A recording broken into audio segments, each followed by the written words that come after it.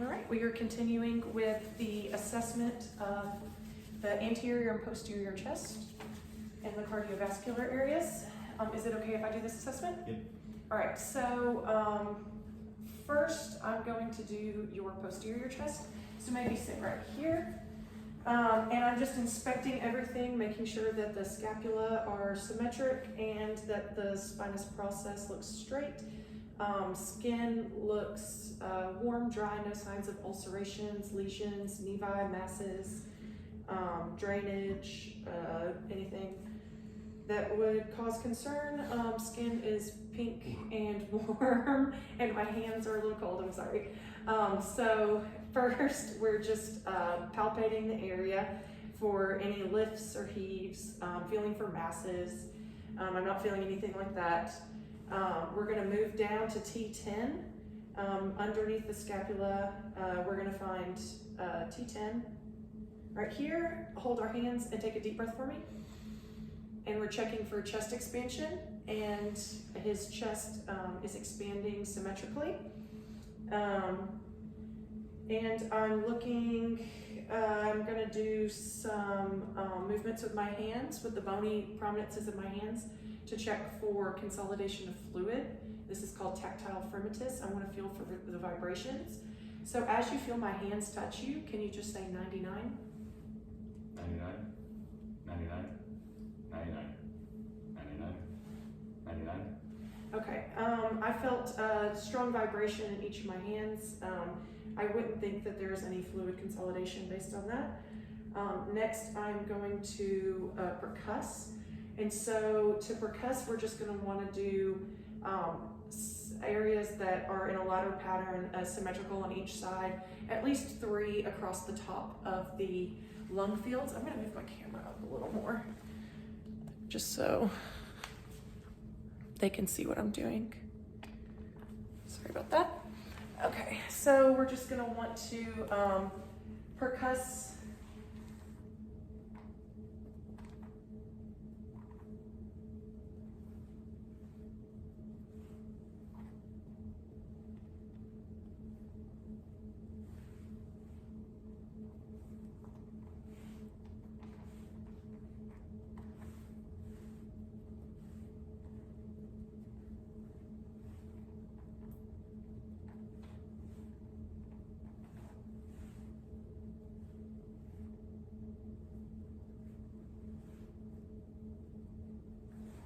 We're wanting to make sure that we hear resonance, which is what we hear. So resonance would just mean clear lung fields. Hyperresonance would mean too much air in the airfield structures. So in a case of like COPD or emphysema, and then dullness would mean that there's either fluid or consolidation there.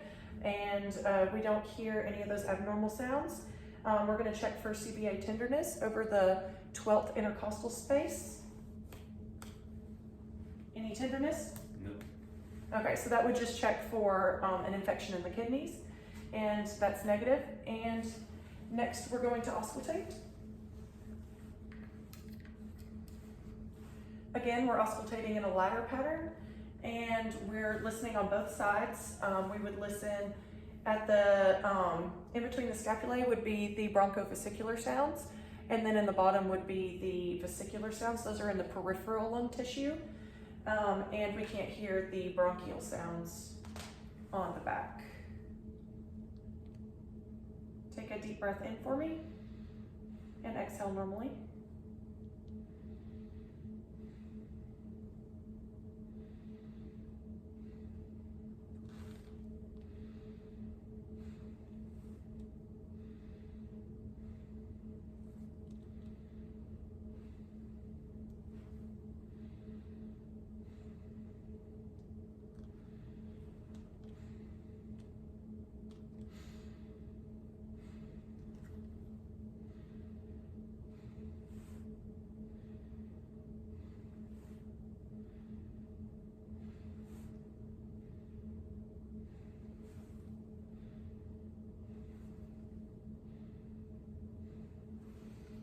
Okay, and he had good chest expansion. Everything sounded clear. I didn't hear any abnormal lung sounds such as wheezing, rhonchi, crackles. I didn't hear any friction rubs. And so lungs were clear to auscultation. Next, I'm going to listen to voice transmission to see if there's any signs of fluid or consolidation using bronchophony. So as I place the stethoscope, every time you feel me place it, just say 99 for me. 99, 99, 99, 99, 99, 99, 99, 99, 99, 99, 99. Okay, so I heard a muffled, low pitch 99. If I heard that louder, more clearly, then that would be a sign that there was fluid consolidation, and there's not. Next, if you want to face towards me, you can sit on that side of the couch, might help. Then we are going to do an inspection of the anterior chest. We're just looking for any discoloration, any cyanosis, any signs of work of breathing, like the use of accessory muscles or intercostal retractions. We don't see any of that on this patient. Looking that their skin is appropriate color for ethnicity, no scars, ulcerations, lesions, nevi, and we do see scarring on this patient and some bruising, so we would assess and ask about that. And we're looking that everything is midline, and I'm not seeing any masses or pulsations. Next, we are going to palpate. So for the anterior chest, we're just palpating for masses or for lifts and heaves.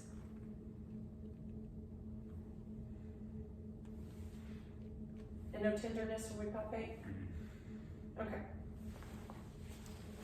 And we also want to percuss on the front as well. This might be easier if you lay down on those pillows, just for me to get a better angle with percussion.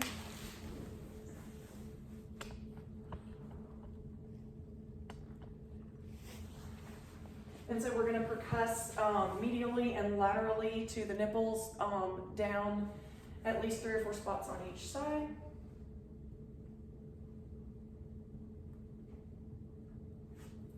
And then we're going to percuss the apices, which would be 3 places over the clavicle.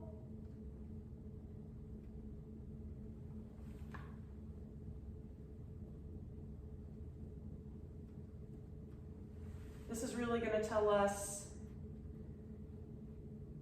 if there's any fluid or consolidation in the lung fields. Again, we want this to be resonant. If it was dull, that would mean some fluid or consolidation, or completely flat, we might just be over bone. And this patient, it was resonant. We didn't hear any hyperresonance. And we will auscultate. You can sit up for this so we can get a better view.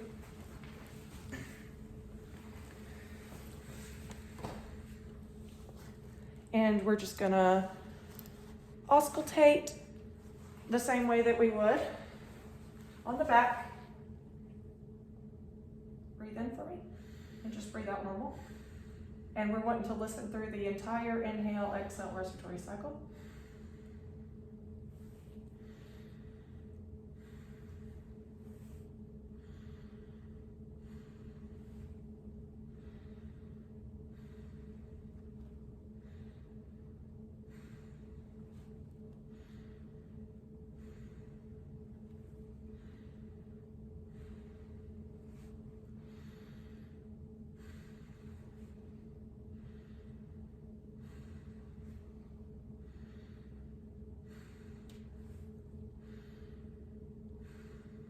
Make sure we hear good lung sounds in the bronchial area.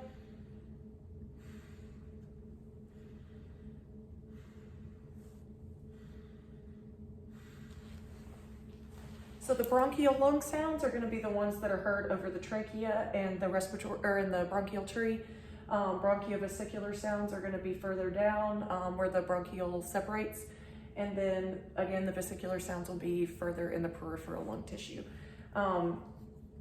all of his lung fields were clear to auscultation, but some abnormal adventitious breath sounds that we might hear could be like wheezing or rhonchi that are heard in COPD, the wheezing that's heard in asthma, things like that. And this patient didn't have any of that. So that concludes for the anterior chest. Next, we're going to move on to cardiovascular. The cardiovascular assessment involves the 6 precordial points. So I'm going to explain those on this patient. The second intercostal space is the aortic region. This is where you would hear S2 louder. And this is known as the base of the heart. The second intercostal space on the left side is the pulmonic region. And that's where you would hear a split S2. That's the only one that varies with inspiration. Third intercostal space is Erb's point. Fourth intercostal space is tricuspid region. That's where you'd hear split S1. And the fifth intercostal space, more mid-clavicular line, is the aortic region. The mitral region. And that's the apex of the heart. So mitral region, apex of the heart, and that's where you would hear S1 the loudest. That's also where you would hear things like mitral valve prolapse and an S3 or an S4 if you had that patient lying in left lateral recumbent position. And then I also want to mention that mitral valve regurgitation and aortic stenosis would be heard on systole. So for this, some other things you might hear are a clicking noise down in this apex of the heart, and you can differentiate whether that's mitral valve regurgitation versus aortic stenosis by doing the squat and the Valsalva maneuver. The squat test is where we want to have the patient squat down, stand back up while we're listening in that mitral region in the apex. And if we hear the click get louder, then we know as we're increasing the venous return to the heart that it's getting louder in aortic stenosis and it's getting quieter in mitral valve regurgitation. If we do the Valsalva maneuver, we're going to have the patient lay supine. We're going to listen and put our hand on the abdomen to feel for that click. We're going to listen in the same region. And if that noise gets louder, then we know that it's mitral valve prolapse. If it gets quieter, it's aortic stenosis for the Valsalva maneuver, where they would bear down like they're having a bowel movement. And so that's the way they differentiate between those two. For the cardiac assessment of the chest, we're just going to start out by inspecting. The same as the others, we're inspecting that there is no discoloration, no swelling, no ulcerations, no lesions, no scars that could suggest any cardiac surgeries in the past, and no other causes for concern. And we will go ahead and palpate for lifts and heaves. We palpate for lifts and heaves with the pads of our fingers. So we would do that by moving throughout these 6 regions.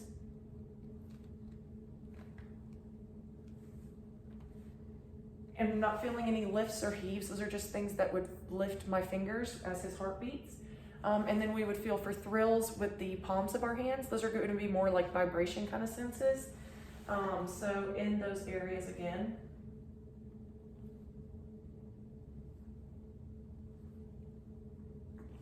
The 6th area I didn't mention is the epigastric or umbilicus area. And that is going to be right below the xiphoid process midline and just a little bit to the left. That would be where we would feel pulsations if the patient had some cardiac hypertrophy. But we don't feel that on this patient. We would also auscultate in that area to check for cardiac hypertrophy. So we felt for thrills, lifts, and heaves. And next we would just check the 5th intercostal space for the API, which is the point of maximal impulse in the apex of the heart. This is easier to feel if you have the patient lay on their back and turn to the left in left lateral recumbent position. You can sit up for this, but we want to feel the 5th intercostal space.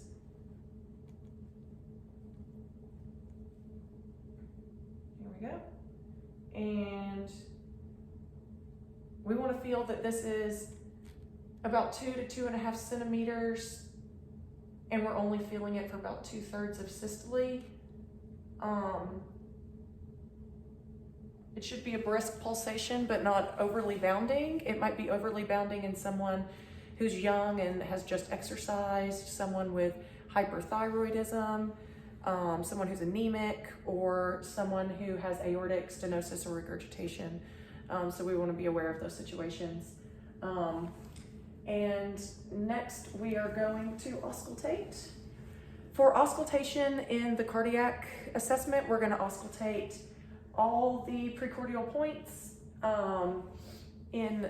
with the patient sitting up with the bell and with the diaphragm. And then we're going to listen to all of those points again with the patient lying down, and all of them again with him up sitting forward.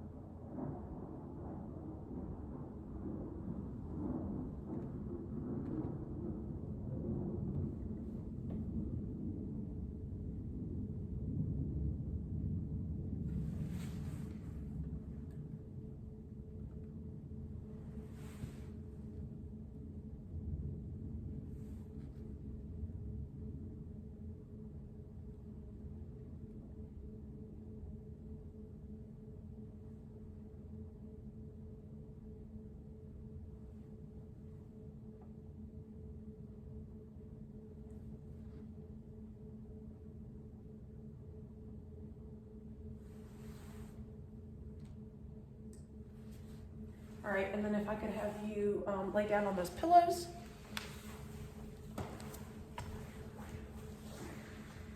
And then pull up your knees a little bit and roll to the left.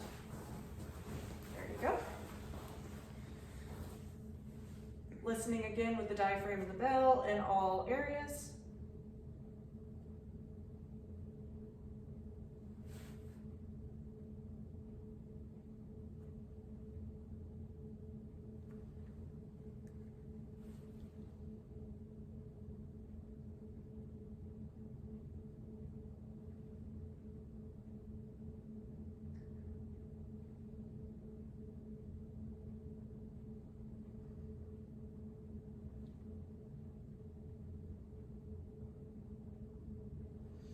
Okay, and then sit up for me.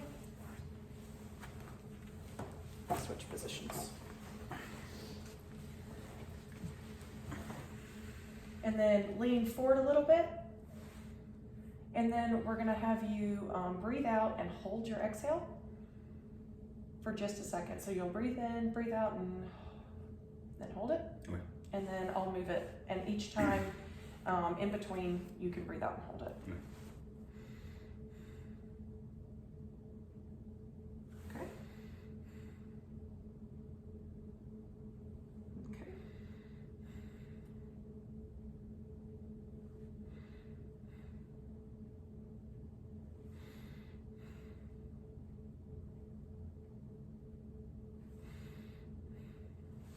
And again with the bell.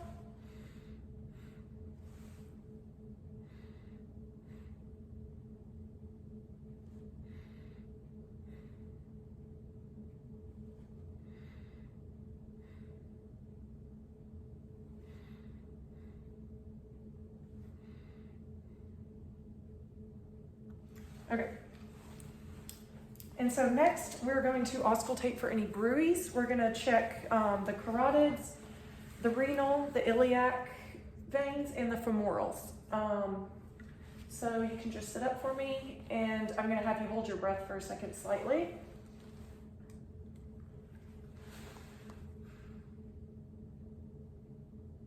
Okay, you can breathe normal, and then breathe out. Okay. We're going to check the abdominal aorta.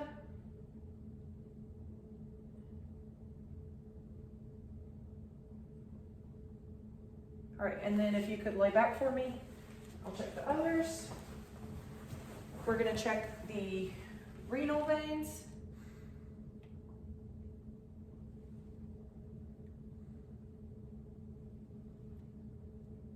And we're doing all of this with the bell of the stethoscope. The iliac veins.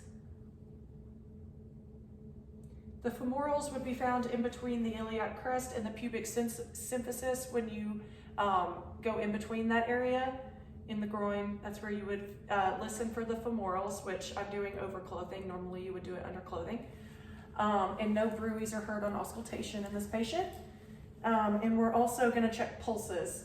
So we would again check the carotids. Never at the same time. We'd check the radial, and we would always check the radial for 60 full seconds, and to use this as a heart rate comparison to the apical pulse. And we're checking to make sure that these pulses are symmetric bilaterally. All right, and we would check the femoral pulses, like I said, in between the iliac crest and the pubic symphysis. Raise the knee up, and we would check the popliteal pulses.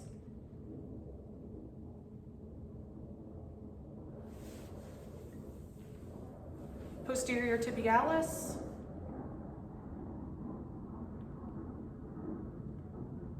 And the dorsalis pedis pulses. If you hold your legs up, they can't see what I'm doing. Okay, they're right here. Okay, each of these pulses are symmetrical bilaterally. They're graded on a scale of 0 to 3, 0 being absent, 1 being weak, 2 being brisk and normal, and 3 being bounding. His were +2 on all the pulses. The last part of the cardiac exam is we're gonna, after we check for pulses, we're gonna check for edema in the lower extremities. We're gonna check for any dependent edema, which would be when the patient is sitting or standing for a long period of time. And then we're gonna check for pitting edema, where we would push our thumb in and our thumb indention would stay for 1 to 2 seconds. So we're checking for that.